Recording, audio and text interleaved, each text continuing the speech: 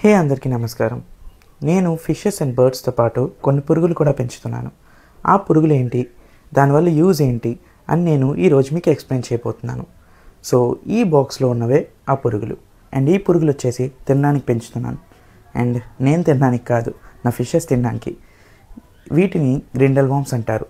So ఇది ఏంటంటే కొంచెం కోకోపీట్, ఒక dog food or cat food ఉంటే సరిపోతుంది వీటిని గ్రో చేయడానికి. మీరు ఒక స్టార్టర్ కల్చర్ని కొంచెం కోకోపీట్లో యాడ్ చేసుకొని దాని మీద ఒక డాగ్ ఫుడ్ పీస్ అలా పెట్టి దాని మీద ఒక ప్లాస్టిక్ కవర్ ఇలా పెట్టుకుంటే సరిపోతుంది. అండ్ ఈ గ్రిండల్ వామ్స్ అన్నవి వాటిలో అవే రీప్రొడ్యూస్ అయ్యి ఆ వ్రాప్కి వచ్చి అంటుకుంటాయి.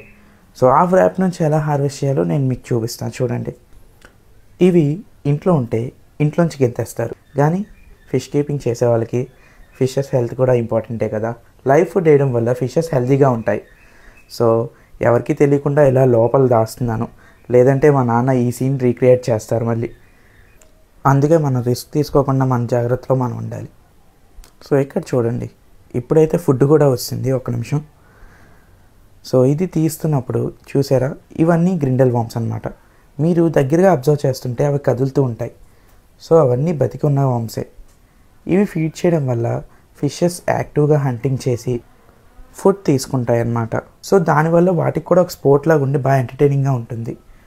సో ఇది ఎలా హార్వెస్ట్ చేసుకోవాలంటే ఏం లేదు, చిన్న ఇయర్బడ్ తీసుకొని నీట్గా ఓన్లీ గ్రిండల్ వామ్స్ వచ్చినట్టు తీసుకోవాలి. ఆ కోకోపీట్ ఉంది కదా, దాంతోపాటు అది రాకుండా చూసుకోవాలి. సో వచ్చినా సరే ప్రాబ్లం ఏమి ఉండదు, బట్ రాకుండా చూసుకోవడం ఐడియల్. అండ్ ఇదంతా నీట్గా ఇలా తీసాక మనం మళ్ళీ ఆ ప్లాస్టిక్ ర్యాప్ని దాని మీద పెట్టి క్లోజ్ చేసుకోవచ్చు. అలా మనం డైలీ హార్వెస్ట్ చేసుకోవచ్చు. అండ్ ఇది ఇలా డైరెక్ట్గా ఫీడ్ చేసుకోవచ్చు. బట్ నేను ఒక సిరంజ్ తీసుకొని అందులో ఉన్న గ్రిండల్ వామ్స్ని అంతా కలెక్ట్ చేస్తాను. ఆ కలెక్ట్ చేస్తున్నప్పుడు మనం కోకోపీట్ని అవాయిడ్ చేయొచ్చు అనమాట. సో అందుకే నేను ఇలా ఫాలో అవుతాను. సో ఇలా ఫైనల్గా అంతా కలెక్ట్ చేశాక ఎక్సెస్ వాటర్ అంతా రిమూవ్ చేసి ఇంకా డైరెక్ట్గా ఆ కాన్సన్ట్రేటెడ్ ఫుడ్ ఉంటుంది కదా, అదే వేస్తాను అనమాట. వాటర్తో పాటు వేయచ్చు, ప్రాబ్లం ఏం లేదు.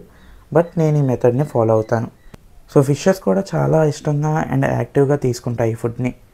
చూడండి, నేను వేస్తున్నాను, అన్ని ఫిషెస్ అక్కడికి వస్తాయి.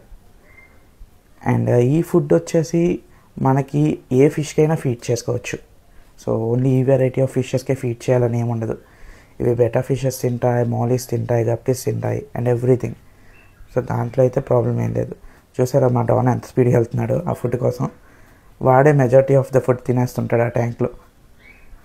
సో ఓకే, సరే అయితే మళ్ళీ నెక్స్ట్ బ్లాగ్లో కలుద్దాం. బాయ్.